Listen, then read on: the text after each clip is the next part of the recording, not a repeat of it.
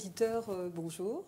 Ravi de vous retrouver encore une fois pour une nouvelle étude, un nouveau partage autour de la parole de Dieu. Pour ce faire, nous avons invité deux pasteurs de l'Église adventiste du 7e jour, Erwin Kessner. Bonjour. Bonjour. Et le pasteur Gabriel Goléa. Bonjour. Bonjour. Le thème d'aujourd'hui, l'étude d'aujourd'hui, son titre, « Ce que vous avez, ce n'est pas ce que vous voyez ». Pour ce faire, avant de commencer, pour nous éclairer, chers amis auditeurs, peut-être que c'est la première fois que vous venez vous joindre à nous sur cette étude. Pour que vous soyez éclairés, nous allons invoquer la présence du Seigneur par la prière avec le pasteur Goléa. Oui, Seigneur, nous voulons te remercier pour ce privilège que nous avons de pouvoir étudier ta parole. Nous te demandons d'être présent par ton esprit dans la compréhension de textes bibliques, nous aider ensuite à l'appliquer, cette parole d'une manière pratique, à l'aimer, à pouvoir aussi l'expliquer à ceux qui sont autour de nous. Parce qu'effectivement, c'est dans cette parole que nous trouvons beaucoup de ressources pour notre vie spirituelle. Sois présent avec nous au nom de Jésus. Amen. Amen. Vous avez certainement déjà roulé dans une voiture dont le pare-brise n'est pas propre. Peut-être au bout d'un certain nombre de kilomètres, vous avez du mal à voir au travers de ce pare-brise, ou parce qu'il pleut, ou parce qu'il y a du brouillard. Vous avez certainement eu cette sensation d'avoir du mal à discerner ce qui se passe derrière le pare-brise. Souvent, nous faisons cette expérience. Est-ce que nous allons nous reporter sur notre manière de conduire, parce que nous avons l'habitude, que nous avons la pratique de la conduite? Est-ce que nous allons nous reporter sur peut-être notre compagnon de route qui est à côté en lui disant « Mais qu'est-ce que tu vois sur ce chemin ?» ou qu'est-ce qui peut nous aider à y voir clair? Nous avons du mal à discerner souvent ce qui est bien et ce qui est mal. Cette étude d'aujourd'hui va nous aider à y voir, si je puis m'exprimer ainsi, plus clair dans ce qui est bien ou ce qui est mal. Pour ce faire, nous allons prendre nos Bibles au chapitre des Proverbes, et en particulier Proverbe 14 et Proverbe 15. Pour commencer, j'aimerais que nos deux pasteurs nous aident à faire la différence sur deux catégories d'individus qui sont cités dans Proverbe 14 et qui ont des caractéristiques bien particulières. Les deux catégories sont les suivantes. Celui qui est sage, celui qui a la sagesse, et celui qui ne l'a pas, l'insensé, l'homme dépourvu de sagesse. D'abord une précision, dans la Bible, pour bien comprendre, il y a parfois des catégories, il y a parfois ce jeu entre deux catégories. Et on voit le contraste, et c'est beaucoup plus vivant, beaucoup plus expressif. Dans ce cas, nous avons dans ce livre de sagesse, dans ce livre de proverbes, on voit une intelligence populaire se refléter, mais au-delà de cette intelligence, de cette sagesse populaire, nous pensons qu'il s'agit de la parole de Dieu, qu'il est question d'une inspiration, et on retient à travers des formulations précises et concrètes, des catégories, des mots, des textes, des petits passages qui nous aident à comprendre la vie. En l'occurrence, ici, il est question d'un homme qui a la sagesse, d'un homme qui mesure bien ses actes, qui réfléchit à l'avance, qui prend toujours des bonnes résolutions pour sa vie et puis pour la vie de ceux qui sont autour de lui. Mais il y a aussi celui qui est à l'opposé. Au contraire d'un homme sage, il y a l'insensé. C'est celui qui fait, j'allais dire, presque exprès pour nous montrer une voie qui n'est pas du tout à prendre. Et pourtant, c'est notre vie. Nous avons des moments où nous sommes sages, dans le sens éclairé, après avoir bien réfléchi, on prend des bonnes décisions sans problème. Et puis il y a des moments dans notre vie où nous sommes insensés. Alors nous pouvons être tour à tour ces deux catégories d'individus?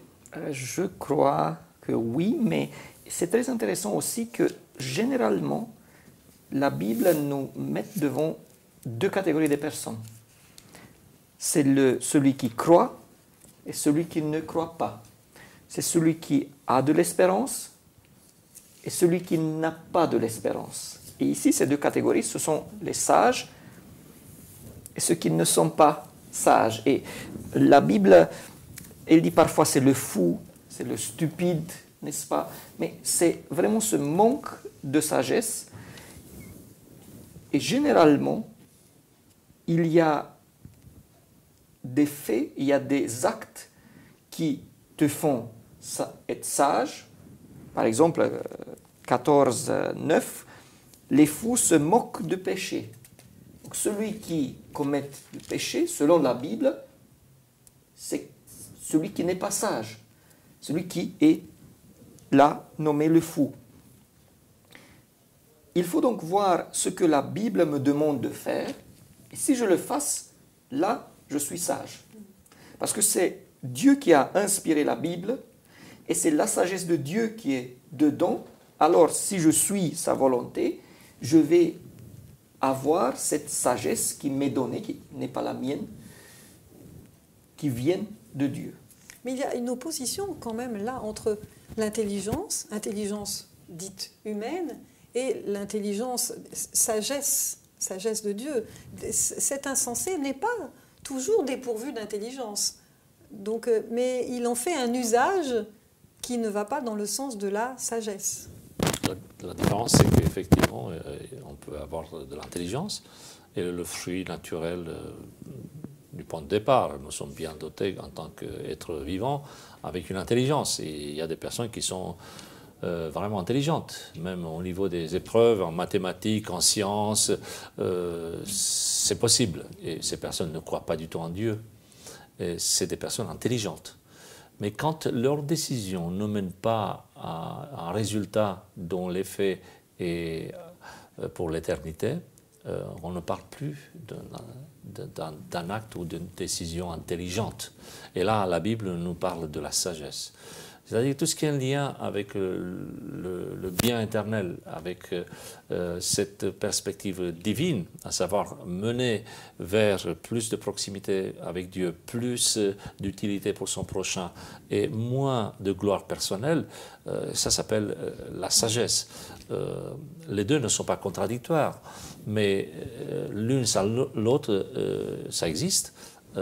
Mais il faut préciser dans quel sens. Quelqu'un peut être très bien un homme intelligent, mais sans avoir de la sagesse, dans le sens biblique du terme, connaître donc les secrets pour arriver à cette vie éternelle et à cette utilité à la gloire de Dieu, et vice-versa. Quelqu'un peut être très, très sage, mais ça ne veut pas dire qu'il n'a pas l'intelligence. Le sage a de l'intelligence. Peut-être pas une intelligence comme la société le présente, en termes de gloire éphémère, en termes de paramètres ou d'une rentabilité aux yeux des autres. Il y a des gens qui n'ont pas cette perspective, cette possibilité d'expression, mais ils sont quand même intelligents. Sagesse et intelligence, donc c'est complémentaire, ça dépend dans quel cadre on met ces deux termes. On est en train de comparer l'apparence des choses et la réalité des choses. Donc, on a pensé que intelligence est égale avec connaissance.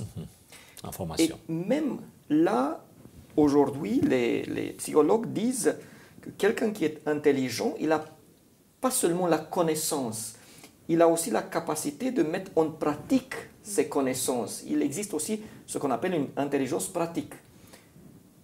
La sagesse, ça veut dire qu'il y a quelqu'un est sage, qui a la connaissance et qui savent la mettre en pratique dans le sens de la volonté de Dieu.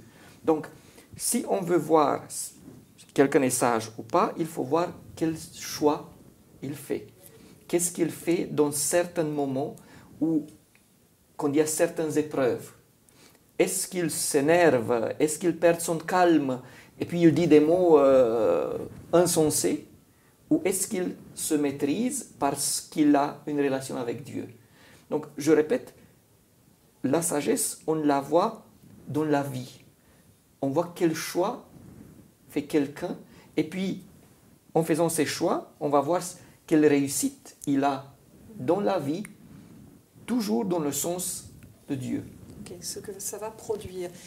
On a beaucoup de facilité à discerner les points forts, les points faibles, j'ai envie de dire, même à critiquer même parfois et à voir les défauts des uns et des autres. Pourquoi est-ce qu'il est important de commencer par s'observer et discerner en nous quels sont nos défauts? Est-ce que ce serait le point de départ pour justement s'améliorer?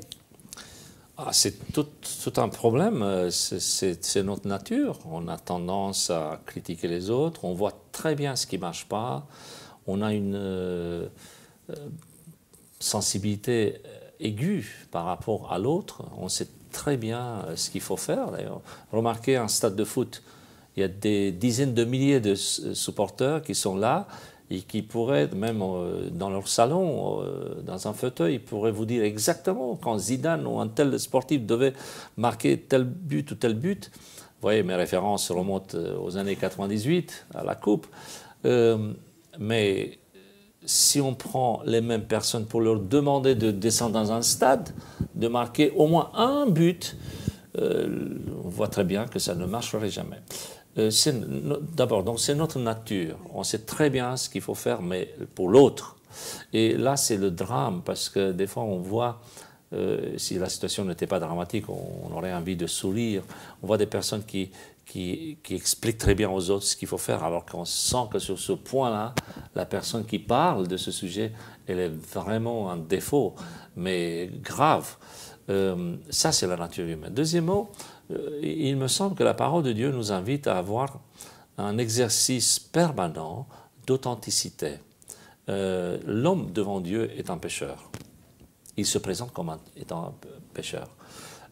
Si l'homme, ça c'est la conception biblique par rapport à l'homme, l'homme est pécheur. Si l'homme ne se présente pas comme un demandeur de donc comme celui qui a besoin d'une intervention externe, il va griller le processus du salut. Et là, on a toutes les nuances possibles. On a une sanctification par nous-mêmes, on a une attitude de perfectionnisme, légalisme, etc. Ce sont toutes les déviances que l'histoire du christianisme les a déjà incriminées. Ça porte un nom, il y a des hérésies pour cela, il y a des noms, des termes précis. Alors que la relation avec Dieu nous invite à être authentiques, à être toujours dans le besoin, toujours dans la situation de celui qui se voit comme étant le plus grand nécessiteux du monde.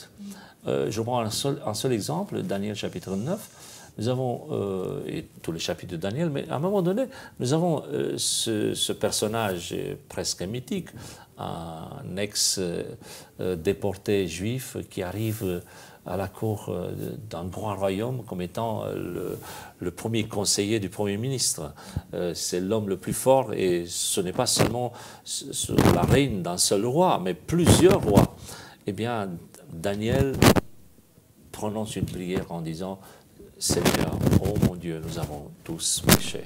Et j'imagine que cette prière n'est pas un effet de rhétorique, vous savez, du style « on est tous des pécheurs ». Mais je ne pense pas du tout ça. C'est-à-dire que vous, peut-être oui, mais pas moi. Et Daniel n'est pas dans cette logique. Il s'intègre. C'est la nature même de la demande. Si on n'est pas pécheur, on ne peut pas être sauvé. Et la Bible le dit clairement. Et c'est un travail de tous les jours. Ce n'est pas juste un acte ponctuel. Quand nous avons rencontré Jésus, là on a témoigné devant lui toute notre misère humaine. C'est un acte dans lequel nous revenons aussi souvent que possible, quotidiennement. Et c'est la clé, la source de notre salut. Et finalement, j'en termine. Pourquoi ces différences? C'est parce que des fois, nous comprenons mal la nature humaine et les relations humaines. Il y a deux manières pour se valoriser. Vous avez la compétence, vous avez vraiment la valeur, et elle n'est pas liée au contexte. Quelqu'un a une valeur en soi. Et c'est ce que la Bible nous enseigne. Dieu a donné à chacun d'entre nous des talents.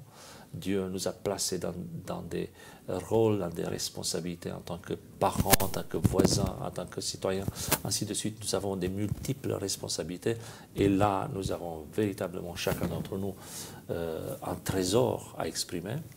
Et ça, c'est la nature la plus simple, biblique, d'exprimer notre valeur.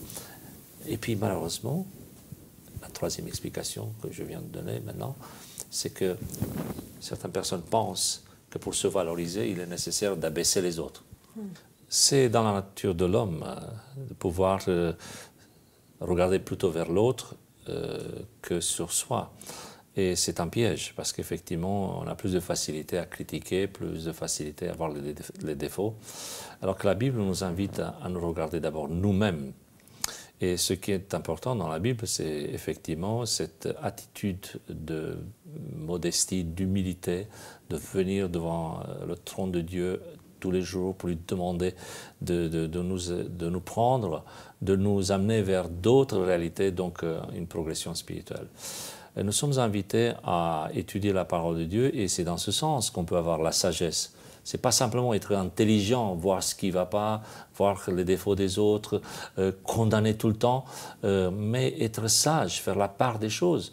Un seul exemple, sommes-nous obligés à raconter tout ce que nous savons? Sommes-nous obligés à dire tout ce que nous... Dans toutes les circonstances. Et dans toutes les circonstances, sous prétexte que nous sommes bien formés, que nous sommes bien placés pour le dire, et ainsi de suite. Nous faisons un tri. Nous faisons un choix, et ce n'est pas un péché de ne pas multiplier, répéter ce qui a été fait ou ce qui a été dit. Ça, c'est de la sagesse, et nous avons besoin d'être sages, à savoir, nous sommes tous voyageurs pour un grand voyage vers le ciel, et nous avons besoin des uns des autres pour nous encourager dans ce sens. Et chaque mot, chaque action, c'est un encouragement. Donc, voilà un exemple concret où on peut faire la différence entre être intelligent, avec une intelligence on peut semer la zizanie par exemple. On peut être très intelligent pour créer des tensions entre nous. Une personne peut être extrêmement perspicace pour créer un malaise parmi nous. Ça, c'est de l'intelligence. Mais la Bible nous invite à avoir de la sagesse, de faire le tri. Nous sommes des vecteurs de bonheur, donc c'est à nous de faire le bon choix. Et c'est très important de reconnaître ses propres défauts, car c'est le point de départ. Par exemple, on compare le péché avec une maladie. Pour pouvoir te soigner, il faut d'abord identifier la maladie. Et si c'est le cancer, n'est-ce pas? On trouve que tu as du cancer, mais je me sens bien, il n'y a pas de problème, tu ne le sens pas. Il est là. Si tu ne fais rien, s'il n'est pas... Et c'est là le problème au cancer, n'est-ce pas?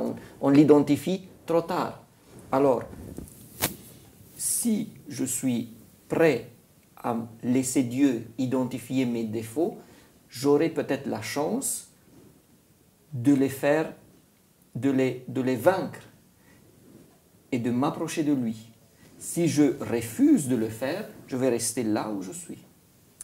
Alors, il se pose une question. Laisser Dieu identifier nos défauts. Donc là, ce n'est plus moi qui remarque les défauts chez les uns et les autres, c'est Dieu qui nous donne ce discernement pour nous d'abord, avant d'avoir du discernement pour les autres. Et si c'était pour les autres, peut-être que ce serait pour les aider, pour faire un pont avec Dieu, les aider à discerner qu'il y a peut-être un dysfonctionnement, mais pas pour les accuser. Souvent, c'est plutôt ce que nous faisons. Salomon disait que la sagesse, c'était le discernement, justement, le discernement entre le bien et le mal. Job dit que c'est la crainte de Dieu.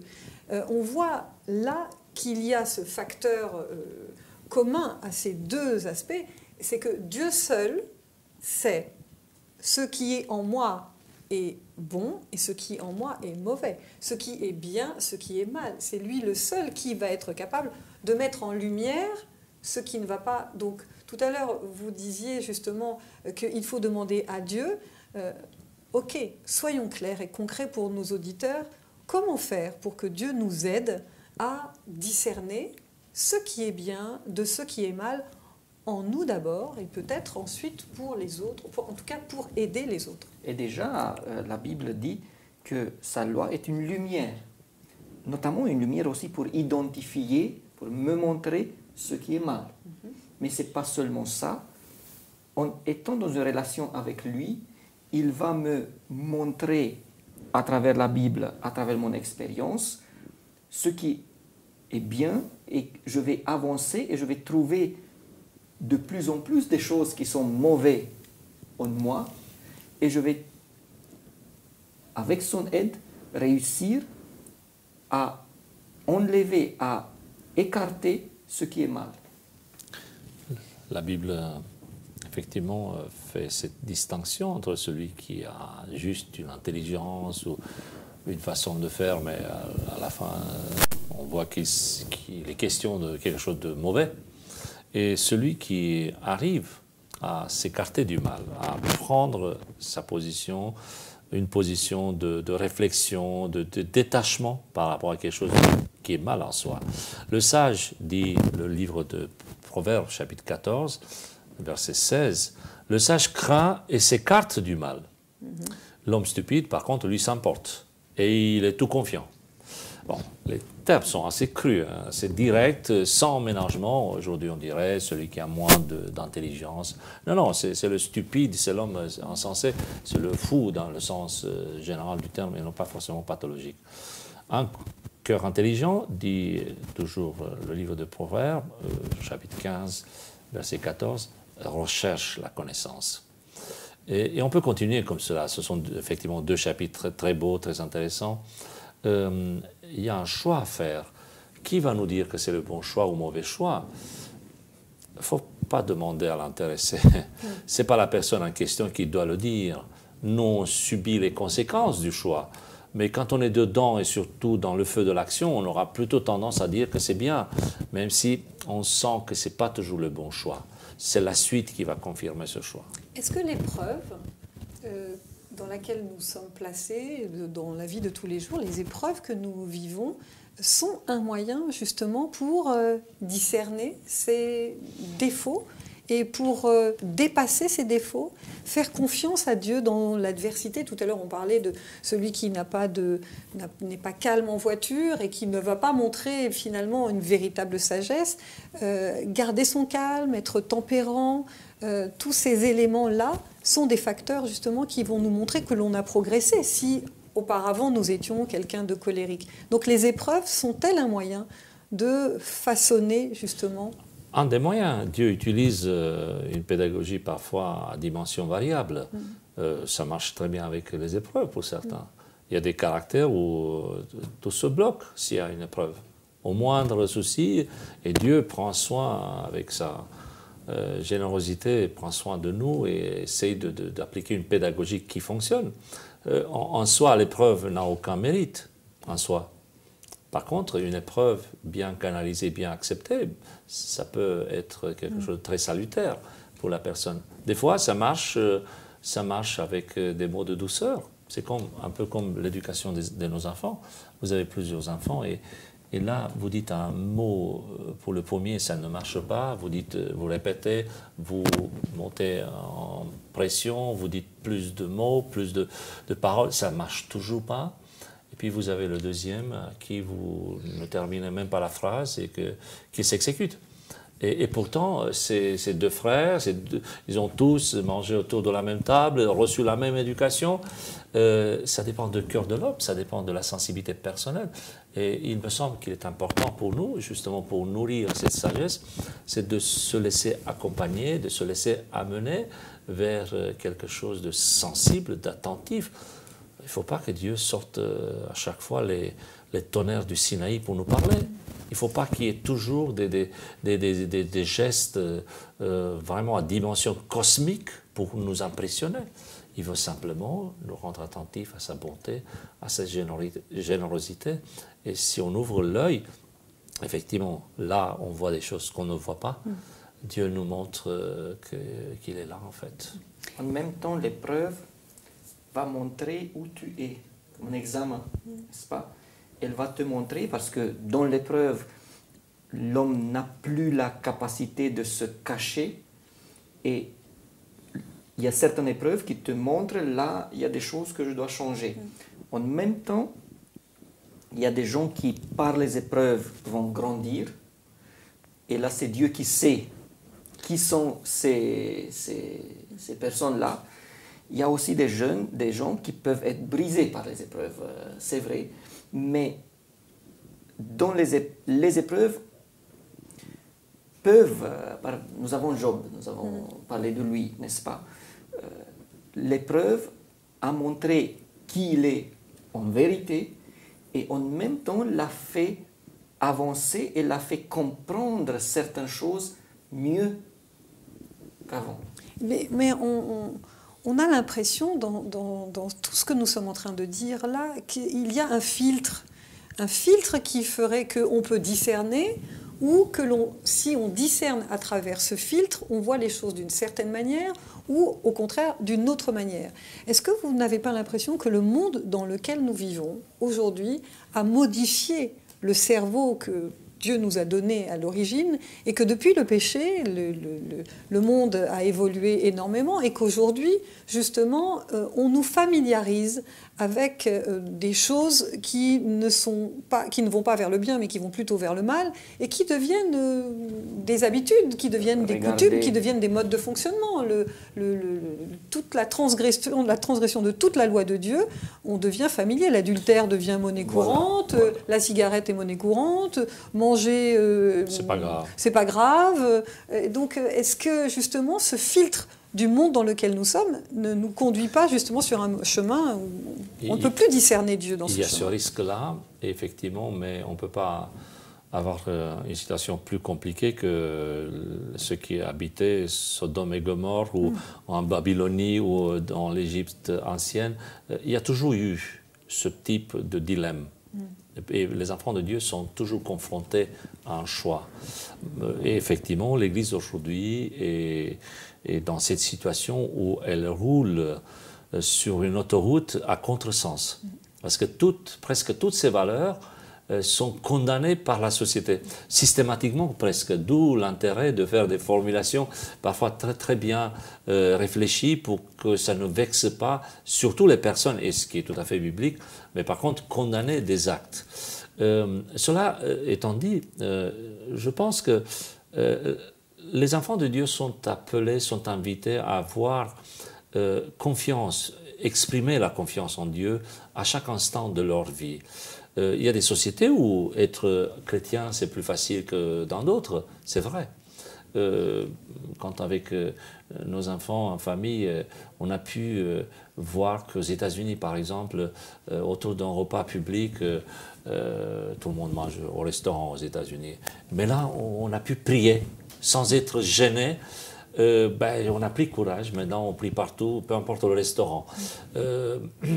C'est vrai que le milieu peut nous aider à confirmer ou infirmer certaines de nos valeurs.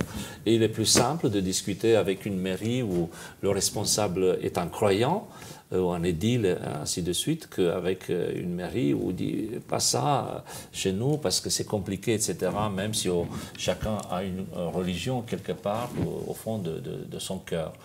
Ce que je veux dire par là, c'est que ce combat, ce positionnement ne devrait pas être diminué par le milieu environnant. Ce n'est pas parce que la société prend une dérive en termes de valeurs éthiques que nous devons être d'une part timorés, anéantis, complexés, et d'autre part devenir des talibans. Des gens qui ont la loi tout le temps pour expliquer aux autres comment il faut faire et voir autour de nous que des pécheurs. Nous condamnons le péché. Nous ne condamnons jamais le pécheur. C'est biblique. Le péché, il faut l'incriminer. Il faut expliquer, effectivement, selon nos valeurs, cette pratique ou l'autre, ou cette valeur n'est pas la nôtre. Mais par contre, Dieu a autour de nous ses enfants, et c'est l'intérêt de notre présence dans une société, même si elle est corrompue. En même temps, nos choix et ce que nous considérons qui est bien est parfois si loin des choix de la société qu'on nous traite en meilleur par des petites moqueries, mais on nous considère des extrémistes, n'est-ce pas? Alors, ce n'est pas toujours facile, mais je crois que si on a intégré, si on est conscient de la valeur de ce qu'on fait, si c'est selon la volonté de Dieu, on devrait aller à l'avant sans peur d'être différent. Alors, ce qui est très intéressant, c'est qu'au travers de ce constat, qui est quand même un constat dur, on le voit au travers de Proverbe 14 et Proverbe 15, Et ce texte est quand même ponctué de remarques très positives, même qui vont jusqu'au terme de la joie. Est-ce que vous pourriez nous éclairer sur cette joie? Est-ce que c'est la joie de l'homme qui, dans sa sagesse, finalement, a discerné le bon chemin, celui de la vie, ou c'est au contraire celui qui, c'est la joie de Dieu, c'est la joie du Seigneur, qui est content de voir que finalement, à la fin, il y en a quand même qui auront choisi de discerner le bon choix. Il y a un secret ici. En Proverbe 15, verset 15, la deuxième partie, le cœur content est un festin continu. Alors, je crois que si on est content avec ce qu'on a, avec ce qu'on est, si on se compare avec ceux qui vont pire que nous, qui sont plus pauvres que nous, qui ont plus de problèmes que nous, qui sont plus malades que nous, on peut être joyeux, on peut être heureux, n'est-ce pas? Surtout si on sait qu'il y a Dieu qui est à notre côté, surtout si on sait que nous allons une espérance, n'est-ce pas? On peut être content dans tous les problèmes qu'il y a autour de nous. Par contre, si on n'est pas content, on peut avoir toute la richesse, on peut avoir tout ce que les autres aimeraient avoir, être malheureux parce qu'on veut toujours quelque chose d'autre, parce qu'on essaie toujours d'avoir ce qu'on n'a pas. Donc, un des secrets de la joie est d'être content, et c'est un beau texte à un certain moment où David a péché. Dieu vient lui dire, je t'ai donné ça, je t'ai donné ça, je t'ai donné ça, et si ça ne serait pas assez, j'aurais donné en plus. Dieu n'est pas radin. Dieu aime nous donner beaucoup, il aime que nous soyons heureux. Alors, faisons-nous aussi l'exercice d'être contents avec ce que nous avons et nous sommes. D'ailleurs, ça nous rappelle le texte de Actes 20, 35. Cette joie, c'est aussi la joie où il y a plus de plaisir à donner qu'à recevoir. La vraie vie, c'est une vie remplie de joie. Et là, je pense qu'en tant que chrétien, en tant qu'enfant de Dieu, nous avons un gros problème. Le plus souvent, nous pensons qu'être triste, être indifférent par rapport... C'est le bon chrétien. Là, c'est... Voilà. Par rapport à son milieu, par rapport à ce qui se passe autour de nous, là, nous sommes véritablement dans une bonne relation. Alors que la joie, c'est l'expression, justement, c'est un baromètre qui indique que tout va bien. Ce n'est pas de l'insouciance, ce n'est pas un manque de prise de conscience, c'est un signe de santé. Et quand on a le Seigneur dans notre cœur, on devait être content tout le temps. Il y a des raisons pour être content. C'est vrai qu'il y a beaucoup de difficultés, mais il y a des raisons pour être content. Sommes-nous prêts à faire une liste avec toutes les bénédictions que nous recevons tous les jours? Par exemple, autour de la table ou le soir, quand la famille est réunie, de se dire, voilà, quelles sont tes raisons pour remercier notre Seigneur? Alors, on le fait, bien sûr, on le fait. Mais plus naturellement, plus spontanément, on commence par ce qui ne va pas. Il pleut, il neige, c'est fatigant, je ne peux pas. Enfin, c'est plus facile, c'est la facilité. Or, une vie avec son Seigneur, c'est une vie de joie. Et je cite ici un des proverbes, dans la suite du verset qui a été lu tout à l'heure, verset 20. Un fils sage fait la joie de son père. Puis le texte continue bien sûr avec une opposition. Par contre, un homme stupide méprise sa mère. Vous voyez, vous avez ici la joie d'un côté et les relations humaines, le papa, la famille. Mais de l'autre côté, ça va être le mépris. C'est la stupidité. Nous sommes invités à avoir cette joie relationnelle. C'est une joie relationnelle. Dieu a donné en la présence des uns et des autres un cadeau, un don pour chacun d'entre nous. Soyons à la hauteur de ce cadeau. En même temps, il y a des moments où on doit être triste. Quand je tombe dans le péché, c'est un moment de tristesse. Quand les autres sont malheureux, quand ils ont des problèmes, c'est un moment de tristesse. Mais le fond est je suis joyeux. Et si je suis chrétien, je ne suis pas joyeux, comment est-ce que je vais pouvoir montrer aux autres que c'est bien d'être chrétien? Bien sûr.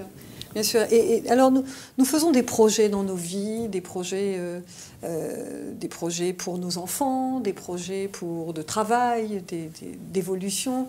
Et on a souvent tendance à croire que c'est le fruit de notre ambition, le fruit du hasard, le fruit de la chance. C'est de quel fruit pour nous qui sommes chrétiens? Est-ce que ces paramètres, chance, hasard, ambition, font partie de notre univers, ou est-ce qu'au contraire, notre ambition est ailleurs? Alors, ça serait trop simple de dire tout vient du ciel, il n'y a qu'à ouvrir ses bras et tout tombe. Et voilà, on a plein de cadeaux dans nos bras.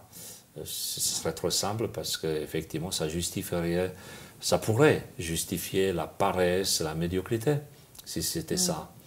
Il y a un dynamisme qui s'engage dans la relation entre Dieu et l'homme. Et c'est là tout le secret.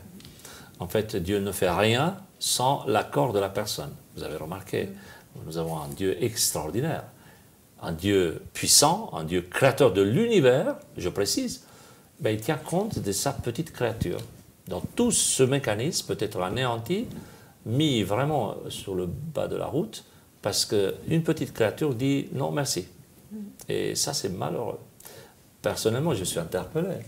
C'est ce pouvoir négatif. C'est-à-dire qu'on peut tout bloquer. Tout est bien mis en place, tout a été réfléchi à l'avance, on a une générosité, on a un Dieu qui se sacrifie, qui descend sur terre, qui fait tout pour sauver l'humanité. Ensuite, il y a plein de provisions de grâce, et au bout de la chaîne, l'homme dit non, merci. Et ça, c'est le drame de l'homme. De l'autre côté, il y a cet activisme militant, du style j'ai bossé, j'ai travaillé, j'ai eu des mérites, j'étais le chef de la classe sortante, j'étais celui qui a eu tel diplôme, ce qui n'est pas faux. Mais au-delà de ce qu'on voit, puisqu'on parle des apparences, qui fait la provision pour assurer cette réussite? Qui est celui qui gère la logistique pour qu'on arrive à ce résultat? Et là, l'homme a parfois tendance à oublier. On parlait tout à l'heure de la critique. Quand il s'agit de la critique, c'est la faute à l'autre. Quand il s'agit de mérite, c'est son mérite à lui. Et ça s'interpelle. À propos de hasard, d'une certaine façon, l'hasard n'existe pas. Car même si un seul cheveu tombe, c'est Dieu qui sache, qui connaît, qui tient tout dans sa main.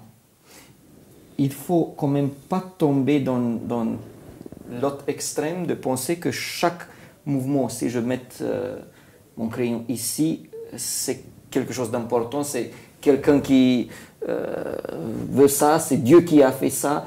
Donc, il y a les deux extrêmes, mais concernant ce que les gens pensent, le hasard, le destin, c'est plutôt la providence, n'est-ce pas?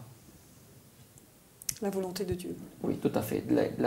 La manière dont Dieu conduit les choses. Chers amis, auditeurs, voilà une leçon un petit peu particulière. Nous avons essayé de vous parler avec des mots vrais, des mots faciles à comprendre. Si vous désirez aller plus loin, il faut ouvrir la parole de Dieu, demander l'aide du Seigneur pour nous aider à discerner. Lui seul peut le faire au travers de son esprit, avoir confiance en lui, avoir la foi malgré les apparences, malgré ce que nous voyons et que nous discernons mal. C'est lui seul qui peut nous éclairer, c'est lui seul notre lumière sur le sentier de la vie sur lequel il nous invite pour la vie éternelle. Merci de nous avoir écoutés, merci d'être fidèles et nous vous disons à bientôt. Au revoir. Au revoir.